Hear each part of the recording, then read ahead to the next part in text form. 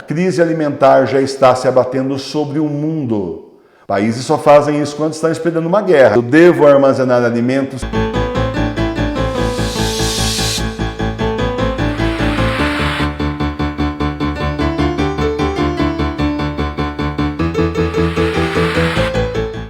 Durante séculos e séculos, os 3 dias de escuridão foram profetizados desde a Bíblia até as revelações feitas por Jesus a santos e santas, beatos e beatas e também veneráveis.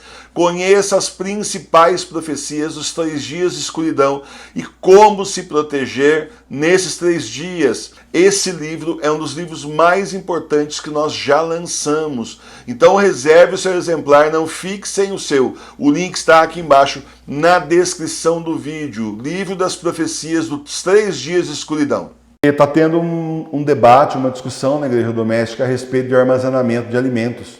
Então eu trouxe para vocês, eu resolvi buscar na Bíblia qual é a resposta. Nós precisamos armazenar alimentos ou não precisamos? O que Deus fala para nós?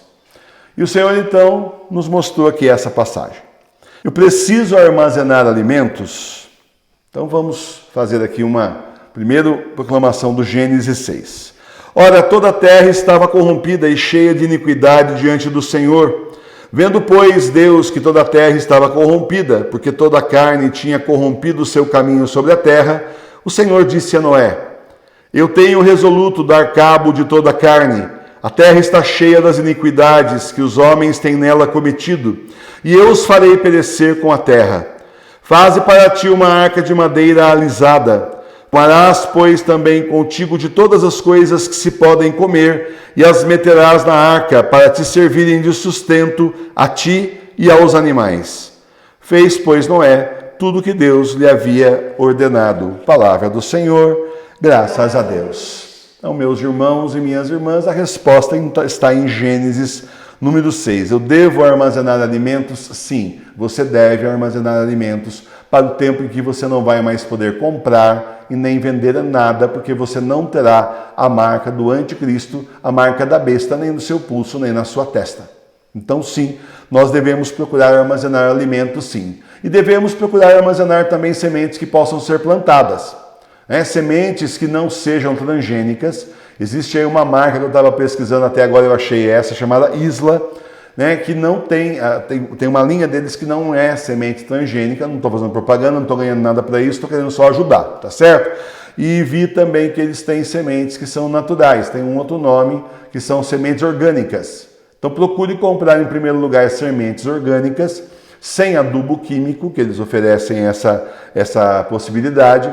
E na sequência, se você não puder, não achar tudo de semente orgânica, então procure ter sementes para plantar, sementes então que são aí sementes sem ser transgênicas, pelo menos, e sem adubo químico, tá certo? É o conselho que eu dou das pesquisas que eu estou fazendo. Então, são 2 coisas que é preciso armazenar: alimento de um lado, e de outro lado você armazenar sementes que você possa plantar. Tá certo? A crise alimentar já está se abatendo sobre o mundo. O Brasil está sofrendo a alta de preços, mas essa é a primeira parte da crise. Na segunda parte, falta alimentos. Você imagine o seguinte: quantos anos leva para se repor todo o gado que foi exportado aqui nos últimos 2 anos? Porque um bezerro, até ele ficar no ponto de abate, são pelo menos 3 anos. Então, quanto tempo vai levar? Quantas milhares de cabeças de gado foram exportadas? E quanto tempo vai levar? Eu dizia isso aqui ontem ou anteontem, e hoje eu li uma notícia num jornal rural, dizendo justamente que o preço da arroba do boi não está baixando mais, ele está subindo, porque está faltando já bois para abate.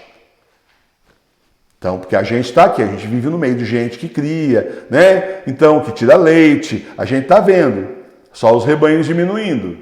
Porque se vendeu aí em 2 anos aquilo que estava estocado de anos. E agora a gente vê bezerrinho pequeno, mas isso vai dar um problema, porque esse bezerro, até ele se reproduzir, leva tempo, 3 anos também. Tá certo? Pelo menos. E aí, então, até gerar outros, você está entendendo? Sem contar que muitas das matrizes não serão vendidas, porque se a pessoa vende, ela fica sem o leite e não tem mais bezerro. Então, está chegando numa hora do estrangulamento. Então, a carne só vai subir, o estrangulamento da rede de produção. Por quê? Porque foi vendido muito mais que o mercado interno podia consumir. Claro que já estão culpando aí o mercado interno, mas não é. A culpa é da exportação. E por que será que vários países, incluindo China e Estados Unidos, iriam importar tanta carne bovina desse jeito como eles importaram? Países só fazem isso quando estão esperando uma guerra, ainda que não seja uma guerra mundial, uma guerra de desabastecimento, pelo menos, que é o que já está acontecendo. Segundo o Bergoglio, nós já estamos na Terceira Guerra Mundial, só que localizada, não numa vez como foi a Segunda Guerra e nem a Primeira. Então, eu realmente aconselho firmemente, se você tiver condição, né, tiver espaço para isso. Se não tem espaço, não é possível que no seu apartamento, na sala, você não consiga colocar ali alguns vasos que você possa começar a plantar hortaliças, né? Rabanete, 30 dias você colhe rabanete. 30 dias, eu não gosto, mas como diz a professora Milene, é comida, é alimento e sustenta. Então a questão é a seguinte: José do Egito, o faraó tinha tido um sonho, lembra? Ele tinha visto justamente 7 vacas gordas e 7 magras. E foi perguntar ao José o que significava isso. E o Senhor inspirou José justamente que iam ter 7 anos de vacas gordas, de grandes colheitas, e 7 anos de fome. E que então era para o faraó armazenar tudo que ele pudesse. A partir daí nós temos 2 expressões que derivam dessa situação. A primeira delas, o Egito, o celeiro do mundo, porque só tinha comida lá. E a segunda dela, os anos das vacas magras, das vacas gordas, né? Justamente baseando-se na Bíblia. Então, assim, eu recomendo firmemente que você abasteça, sim, a sua despensa, você vá raciocinando como é que você vai passar esses 3 anos e meio de fome, tá bom? Então, armazene, sim, alimentos, né? E também armazene, sobretudo, sementes que você possa plantar de alguma forma, no quintal, que você possa plantar em vasos, se tiver em apartamento, o espaço for pequeno, se tiver numa chácara, melhor ainda, vai dar para plantar mais coisas, né? Para o seu consumo, até, de repente, para distribuir para a família. Então, eu realmente aconselho. Tá bom? Acho que isso encerra a polêmica. Essa é a posição oficial da paróquia, baseando-se aí nas Sagradas Escrituras. Você pode finalmente argumentar comigo o seguinte: e a Divina Providência? O senhor não confia na Divina Providência? Confio. Confia, a gente não vai conseguir guardar comida para 3 anos e meio, não é? Então, eu tenho que confiar na Divina Providência, porque a gente sabe que é impossível se abastecer para a alimentação da família inteira para 3 anos e meio, por mais que você guarde, tá certo? Só que, justamente pela Divina Providência, o Senhor está nos avisando antes, pelo menos a primeira parte, a gente vai conseguir se manter, porque armazenou aí alimentos e também armazenou aí sementes que possam ser plantadas para que a gente possa comer isso, e é isso que vai nos manter justamente nos tempos que virão aí do Anticristo. Tá certo? Tem uma senhora aí que ela está fazendo compota direto. Ela chega lá, agora está mais difícil, né? Porque agora, fruta da época, mas o preço é tudo caro. Eu já falei que a quitanda aqui onde a gente compra vai virar tudo por R$6, porque o preço no mínimo lá é R$5,90, R$4,90, R$5,90 agora o quilo, nada mais baixo do que isso. E quanto de dinheiro ela já não ganhou, né? Quanto que ela já não abasteceu lá, quanto que ela já não ganhou, só dessa economia que ela fez.